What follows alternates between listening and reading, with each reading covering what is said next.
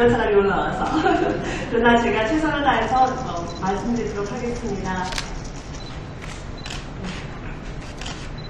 제가 오늘 말씀드릴 내용은 저희가 최근에 국제학술지의 연구 결과를 발표했습니다. 그 내용이 일상적인 생활에서 산화 스트레스가 높은 사람들이 비타민 보충용 건강기능식을 먹었을 때 산화 스트레스를 방어하는 데 도움이 된다, 이런 내용이었습니다. 그래서 저는 1년에 한 10개 이상의 SI 페이퍼를 발표하고 있는데 이 중에서 제가 가장 좋아하는 논문입니다. 왜냐하면 실생활과 굉장히 밀접해서 이야기 나누기에 좋은 거라서 가장 좋아하는 것이고, 제가 오늘 말씀드릴 내용을 이렇게 산화 스트레스에서부터 먼저 시작드리려고 합니다. 사람의 몸이 나와 있는데요. 저희가 우리나라에서 가장 부자인 삼성의 일원인자님보다 더 부자라고 합니다. 왜냐하면 우리도 60조의 세포로 구성되어 있거든요. 그러니까 그렇게 많은 세포를 갖고 있는 그런 큰 부자입니다. 세포의 모양은 지금 이렇게 모양이 만들어지고 있는데요.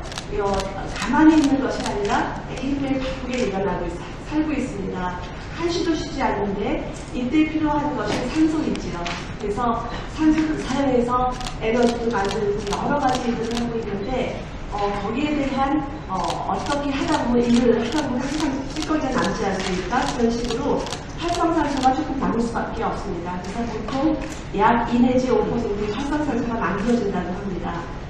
활성산소라는 것은 실제로 이렇게 짝이 없는 산소라고 보시면 됩니다.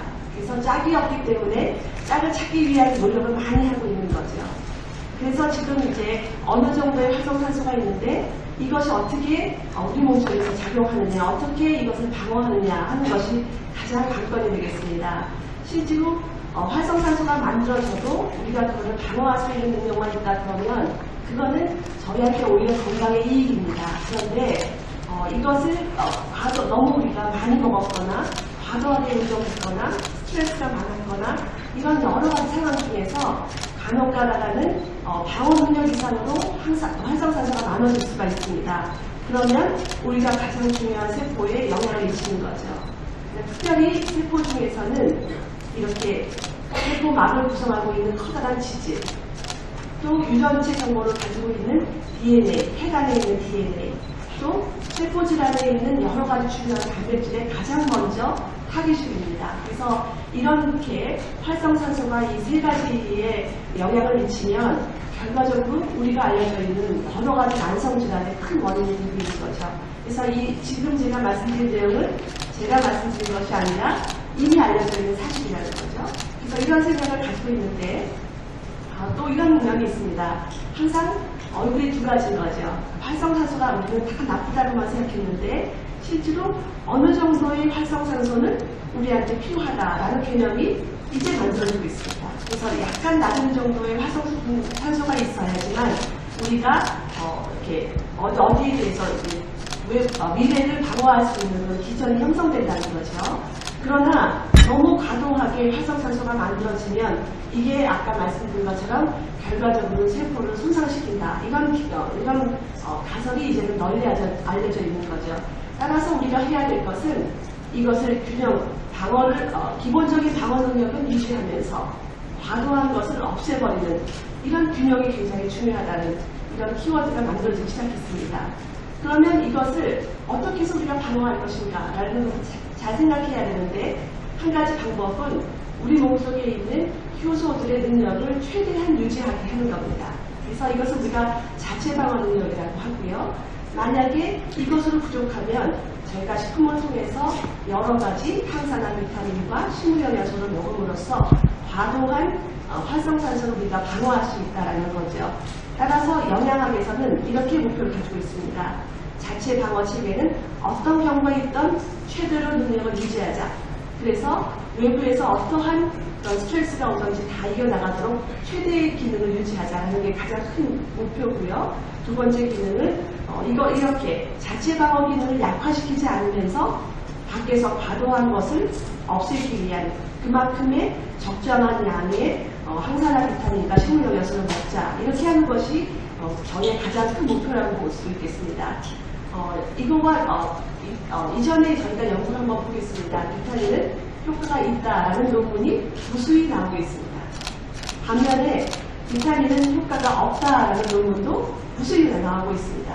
이것을 정말 걱정을 해서 세계의 많은 사람들이 고민을 하면서 이런 두 가지의 데이터를 비교해 보기 시작했더니 거기에 가장 큰 키워드가 이렇게 과량을 먹였더니라는 겁니다. 그래서 대부분의 경우에 비타민이 효과가 없다라는 것은 메가도스, 의약품처럼 먹는 것처럼 아주 많은 양의 비타민을 먹었을 때라는 것이고, 이것은 저희가 꼭 얘기했던 것과 마찬가지로 너무 과량을 먹어서 자체의 방어 능력까지 다 없애버리는 거죠. 남이 다 해주는 거죠. 따라서 기능을 없애는 거기 때문에 저희는 과량의 항산화 비타민은 오히려 자체 방어 기능을 저하시키니까 그런 기능이 될 것이다 라는 생각을 가지고 시작했습니다. 저희 가설입니다. 따라서 비타민 무기질은 저희가 꼭 필요한데 그 양은 너무 과량이 되어지지 않아야 된다라는 것이고, 저희 영양학회에서 제안했던 것처럼 권장량 수준을 먹여야 되겠다라는 생각을 먼저 가졌습니다. 또 하나는 저희가 비타민 무기질 하면 당연히 식물이 나오는 거죠. 그런데 식물에는 요즘 발견된 건데 식물 영양소가 많이 있다는 것이 발견됐습니다. 비타민 무기질은 저희가 20여 종이 답니다. 그런데 식물 영양소는 25만 가지 이상이 됩니다. 아직까지 너무 많이 알아서 알려지지 않은 커다란 보고인 거죠. 그런데 식물 영양소는 어떤 경우든 가장 처음에 알려져 있는 기능성이 항산화 기능입니다.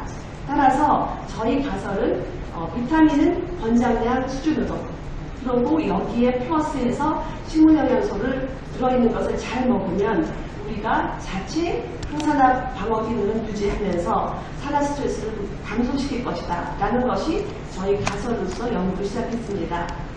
이것을 하기 위해서 가장 중요한 것은 누구를 대상으로 할 것인가 라는 것이었고, 산화 스트레스가 높은 사람을 구별하는 것이 가장 어려웠습니다. 그래서 저희가 이전에 저희 2011년에 발표한 것에 따라서 항산화 식품을 리스트를 만들었습니다. 46개를 만들어서 이것을 어떻게 잘 먹는지라는 것을 조사해 보면 스코어가 다 먹는 사람이 46점을 받게 되는 건데요. 36점 미만으로 받는 사람을 봤더니 이 사람들은 항산화 영양소 섭취가 낮고 그리고 산화 손상이 높은 사람이라는 것이 저희 이전 연구였습니다. 이런 사람들이 우리나라에서 얼마큼 되냐면 이렇게 정기 공포를 했다고 쳤을 때 약 80%에 해당하는 사람들이 이렇게 푸드 스코어가 36 미만으로 됐습니다. 그래서 저희는 이렇게 항산화 스코어를 가지고 대상자를 뽑았고요. 그 다음 시험 문제입니다. 비타민 무기질 외에 식물 영양소가 많이 있어야 되는데 그것을 확인하는 방법이 다양히 있습니다. HPLC 분석을 해보시면 위와 아래가 다를 텐데 위는 식물 영양소가 많이 있는 제품이고 밑에 있는 것은 식물 영양소가 들어있지 않은 제품입니다. 그래서 HPLC 분석을 해서 식물 영양소가 많음을 확인하고 뉴트리라이트의 더블 X를 가지고 실험을 하게 됐습니다. 저희가 분석한 결과 이 더블 X에는 비타민 14종, 무기질 9종, 그리고 아주 수없이 많은 식물 영양소가 적절히 들어있는 것을 확인하고 저희가 실험을 시작했습니다. 디자인입니다. 말씀드린 것처럼 대상자는 항산화 푸드 스코어가 36 미만인 사람, 즉 일상적인 생활에서 산화 스트레스가 높을 것이다 라는 사람을 약 90명 정도 모았습니다. 그런 후에 이 사람들을 절반은 실험식품을 먹이고 절반은 아주 모양은 똑같지만 내용은 다른 대조물질을 먹였습니다. 그래서 이 8주 동안 시험 물질을 먹였는데 시험 물질을 시작하기 전과 8주 후에 혈액을 뽑아서 여러 가지 바이오마커를 분석했습니다. 바이오마커의 생각은 이분들이 더블X를 잘 먹었는지를 확인하기 위해서 항산화 영양소 수준을 측정을 했고요. 그 다음에 자체 기능이 유지되는가를 보기 위해서 그런 항산화 방어 체계 지표로서 저희가 여러 가지 효소를 분석했고요. 그 다음에 이런 산화적 스트레스로 인해서 손상이 되는지를 보기 위해서 DNA와 지질에 대한 손상 지표를 보았습니다. 항산화 영양소 섭취 지표인데요. 앞부분의 이 부분은 저희가 시작할 때 무렵이고 이 뒷부분은 8주 후입니다. 그래서 빨간 것이 시험군입니다. 그래서 보시면 베타캐로틴 좀 높아진 거 보시고, 그 다음에 엽산 무척 높아진 거 보셨죠? B12는 그렇게 크게 보여지진 않았습니다. 그래서 저희가 이것으로써 분명히 더블X를 8주 먹었을 때 항산화 영양소가 혈속에서 증가함을 확인하였습니다. 두 번째는 DNA 손상 지표입니다. 이런 모습이 이것이 DNA인데 DNA가 손상이 되면 이렇게 꼬리가 넓어집니다. 그래서 이런 것을 저희가 측정함으로써 DNA가 얼마큼 손상되는지를 측정할 수 있습니다. 밑에 부분은 그러니까 더블X를 먹은 분들은 이 DNA가 손상되지 않고 똘똘한 모습이 보이시죠, 이렇게. 근데 먹지 않은 분들은 왼쪽에 이렇게 꼬리가 만들어지는 모습을 보실 수 있겠습니다.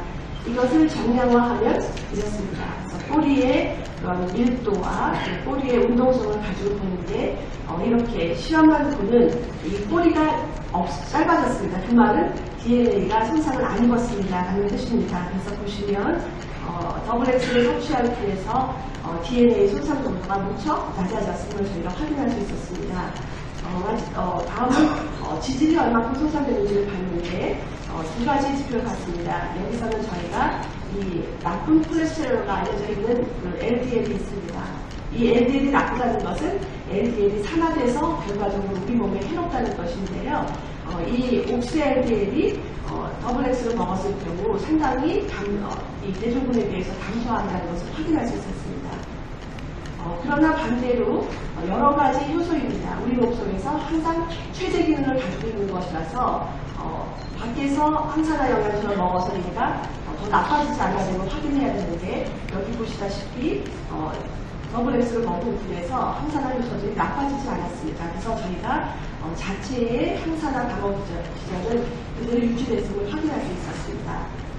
이렇게 이런 것을 한번 다 정리해보면 저희는 한국 성인을 대상으로 연구했습니다. 특별히 야채와 과일 섭취량이 낮은, 그래서 항산화 스코어가 36 미만인 이런 사람들을 항산화 스트레스가 높은 것이라고 확인하고 그들을 대상으로 했습니다.